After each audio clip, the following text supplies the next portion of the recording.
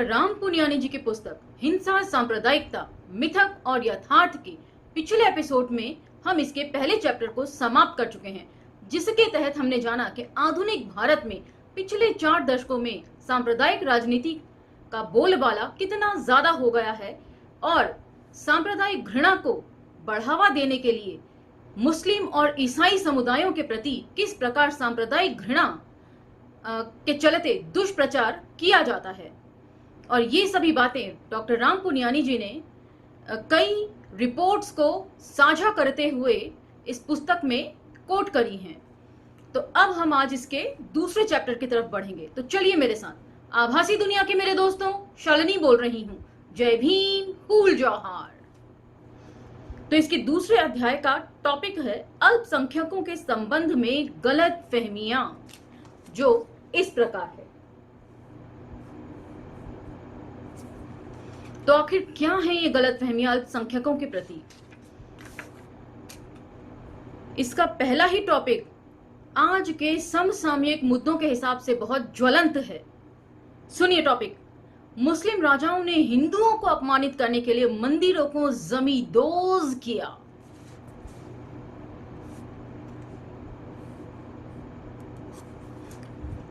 तो ये है दुष्प्रचार। आखिर इस कथन में कितनी सच्चाई है? इतिहास का जब हम अवलोकन करते हैं, जब उसका एनालिसिस करते हैं, तो वो पूरी टोटलिटी में होना चाहिए, किसी एक पक्षीय नहीं होना चाहिए। चलिए शुरू करते हैं। महमूद गजनवी द्वारा सोमनाथ के मंदिर का ध्वंस हिंदुओं को अपमानित करने के लिए किया गया था। ये एक किस्म का दुष्प्रचार है। इसके पीछे असल इतिहास क्या है, अब वो जानिए। सच ये है कि सोमनाथ मंदिर को मुख्यतः उसकी संपत्ति को लूटने के लिए जमींदोज किया गया था। हम मंदिरों के ध्वंस के संबंध में सच को समझने का प्रयास करेंगे। क्या मंदिरों का ध्वंस हिंदुओं और हिंदू धर्म को अपमानित करने के लिए किया गया? सबसे पहले हम महमूद गजनवी द्वारा सोमनाथ मंदिर के ध्वंस का उदाहरण लेंगे।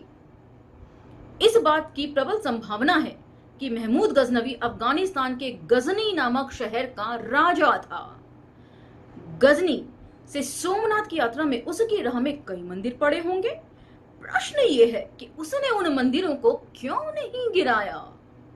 राह में उसने बामियान में बुद्ध की प्रसिद्ध मूर्तियों को देखा होगा। ये वही मूर्तियां हैं जो मार्च 2001 में तालिबानी नेता मुल्ला उमर के कहने पर डायनामाइट से उड़ा दी गईं। उसने उन्हें छुआ तक नहीं। तब फिर प्रश्न यह है कि उसने केवल सोमनाथ मंदिर को ही क्यों ढहाया? जब वह सोमनाथ की तरफ जा रहा था तब राह में उसे मुल्तान नामक शहर से गुजरना था।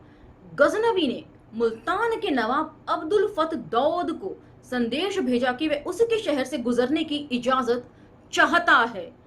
दौद ने इजाजत देने से इनकार कर दिया। दौद ने। इसके बाद दौद और गजनवी के बीच युद्ध हुआ, जिसके दौरान गजनवी ने मुल्तान की जामा मस्जिद तक गिरा दी। जो लोग गजनवी को इस्लाम का रक्षक मानते हैं, उन्हें इस प्रश्न पर विचार करना चाहिए कि उसने अपने लक्ष्य की प्राप्ति के लिए एक मस्जिद को जमींदोज करने में तनिक भी संकोच नहीं किया। तो यहां पर मुझे आवारा भीड़ के खतरे का दूसरा लेख अनायास याद हो आता है, जिसमें हरिशंकर परसाई जी कहते हैं कि मंदिर मस्जिद जो हैं वो भव्य इमारतों से अधिक कुछ भी नहीं है।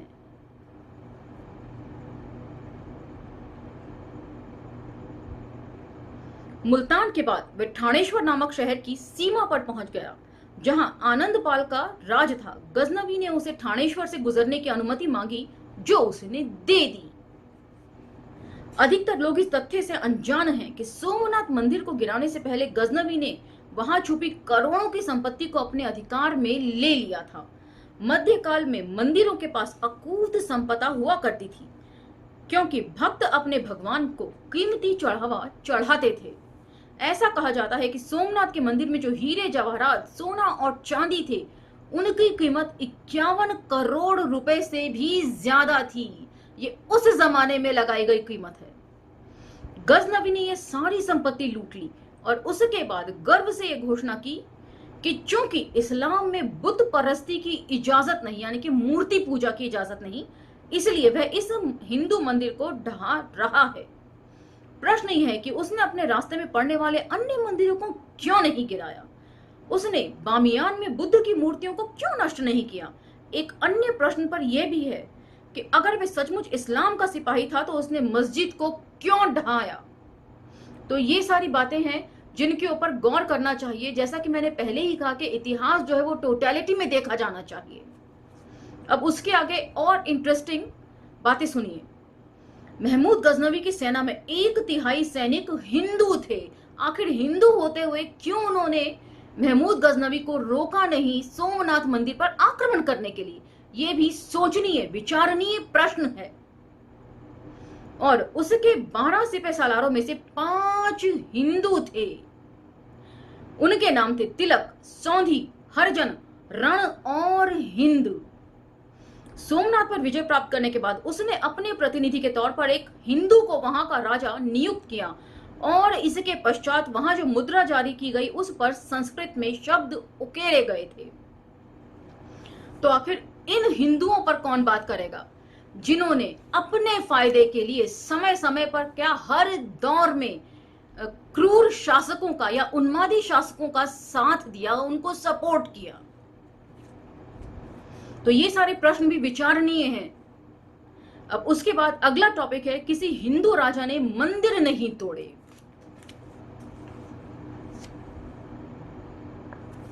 अल्पसंख्यकों के खिलाफ जब घृणा फैलानी होती है तो इस तरह की उल जलूल बातें कही जाती हैं, जबकि इसके पीछे का ऐतिहासिक तथ्य कुछ और है। आइए उसे जानें। सबसे पहले हम कश्मीर के राजा हर्षदेव की बात करेंगे। हर्षदेव 11वीं शताब्दी में कश्मीर के शासक थे। उसके दरबार में कलहण नामक कवि था जिसने राज तरंगिणी शीर्षक से एक पुस्तक लिखी। इस पुस्तक में कलहण लिखते हैं कि हर्षदेव ने अपने दरबार में एक नए पद का सृजन किया जिसका नाम था देवोत्पत्न नायक, अर्थात वह अधिकारी जो देवी और देवताओं की मूर्तियों को उखाड़ेगा। एक हिंदू शासक होने के बावजूद उसने इस तरह की पद पर नियुक्तियां क्यों करी? विचारणीय प्रश्न है। जरा कल्पना कीजिए कि एक हिंदू राजा ने एक ऐसे अधिकारी की नियुक्ति की जो मंदिरों में जाकर वहां स्थापित देवी देवताओं की मूर्तियों को उखाड़ कर अपने साथ लाएगा। मजे की बात यह है कि हर्षवर्धन की रुचि पत्थर की मूर्तियों में नहीं थी। देवोत्पत्न नायक केवल सोने और चांदी की मूर्तियां और उन मूर्तियों को उखाड़ता था जिसमें हीरे जवाहरात जड़े होते थे। रिचर्ड ईटन ने अपनी पुस्तक टेम्पल डिस्कंस्ट्रक्शन इन एंशिएंट इंडिया में लिखा है कि जब भी दो राजाओं के बीच युद्ध होता था तब विजयी राजा विजित शासक के कुल देवता की मूर्ति को नष्ट कर उसके स्थान पर अपने कुल देवता की मूर्ति को स्थापित कर दिया करता था। उसका उद्देश्य लोगों को यह संदेश देना होता था कि उनका शासक बदल गया है। इसके अलावा हारे हुए राजा को अपमानित करने के लिए भी ऐसा ही किया जाता था। टीपू सुल्तान के राज्य क्षेत्र में मराठा सेनाओं ने श्रीरंगपट्टनम के मंदिर का ध्वंस किया था। यह सारे जटिल इतिहास से कुछ उदाहरण मात्र हैं। तो यहाँ पर 2-3 चीजें हैं जो नोट डाउन करने लायक हैं। पहला तो मैंने बता दिया कि इस तरह की नियुक्तियां क्यों होती थी एक हिंदू राजा होते हुए।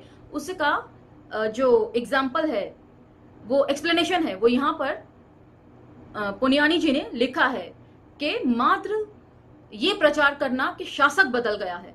अब मुझे हिंदी फिल्मों से बड़ा लगाव है, इसीलिए इस बार उदाहरण दोबारा फिल्मों से देती हूँ। इसे ठीक वैसा ही समझिए जैसे कि हम देशभक्ति फिल्मों में देखते हैं। जब अंग्रेजों को भगाने के लिए हमारे देश में मुहिम चल रही थी तब अक्सर ये होता था कि झंडा जो है अंग्रेजी शासन का गिराकर तिरंगा वहां लहरा दिया जाता था, ये बताने के लिए कि अब ये हमारे अधीनस्थ है ये इलाका।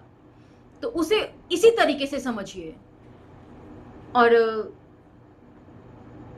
इसीलिए मैं जो है ये एग्जाम्पल्स आपको कोट करती हूँ फिल्मों से, क्योंकि उसे समझना बहुत आसान होता है। तो इतिहास को अगली बार जब पढ़ें उसको टोटलिटी में देखने की कोशिश करें, ना कि हिंदू मुस्लिम सांप्रदायिक चश्मे से। इतना ही मेरा कहना है। इसके साथ ही ये एपिसोड समाप्त होता है। अगले एपिसोड में आपसे फिर कुछ दिलचस्प तथ्यों के साथ मुलाकात होगी। देखना ना भूलें और लाइक, शेयर, सब्सक्राइब करना ना भूलें। धन्यवाद।